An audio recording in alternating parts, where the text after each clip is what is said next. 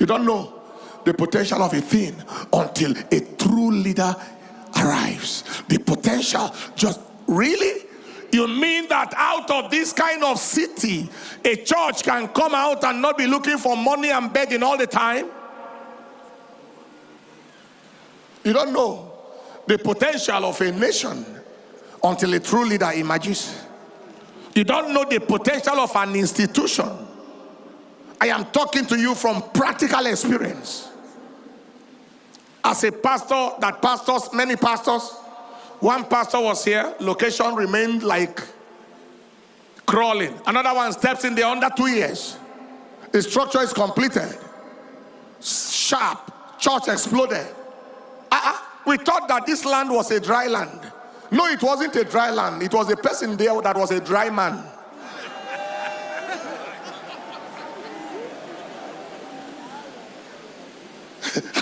Are you hearing what I'm saying here today? It was a person there who was a dry man.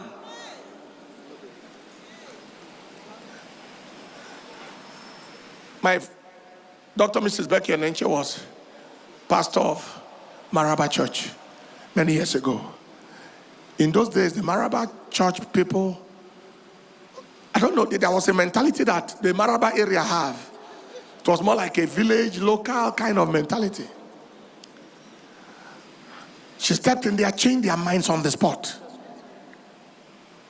Don't let your locality become your captivity. The mentality, it changed their mentality on the spot. A building that was abandoned because this engineer went and to jacked up the building. That was where she located the engineer that supervised this construction. That place. The structural engineer. That one came and said, "Oh, so what can we do with this?" So yeah, we can. What did he do to you? That's right. This is what we can do. And he brought back the building. Wow. Roofed it, took up pillars, roofed it. Everything just came alive in the same location. We have seen that in several of our locations around. So it is very, very clear that human beings can have potential. Even the workforce under you, the potential that will come out of them is a function of your leadership.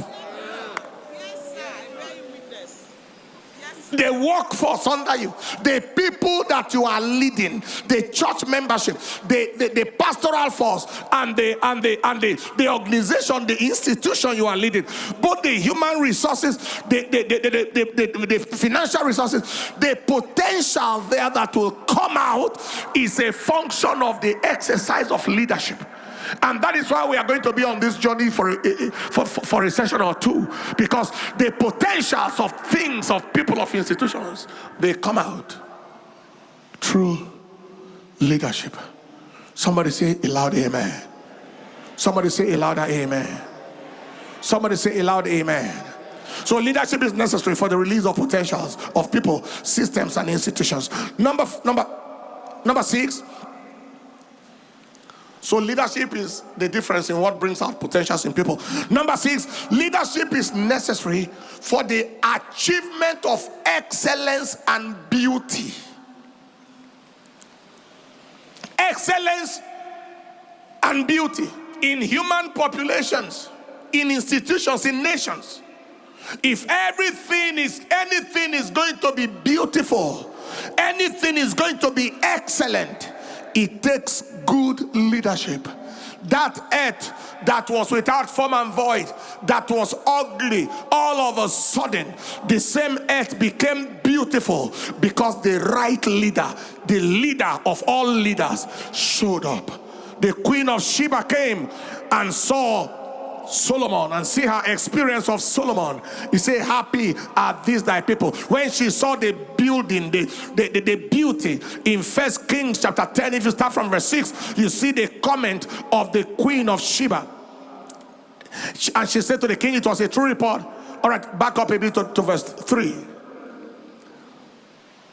And Solomon told her all her questions. There was not anything hid from the king which he told her not. That's the Queen of Sheba. And when the Queen of Sheba has seen all of Solomon's wisdom and the house that he had built, keep going, and the meat of his table, the sitting of his servants, the attendance of his ministers, that is the excellence, their apparel, the cupbearers, the ascent by which he went up into the house of the Lord, there was no more spirit in her. And she said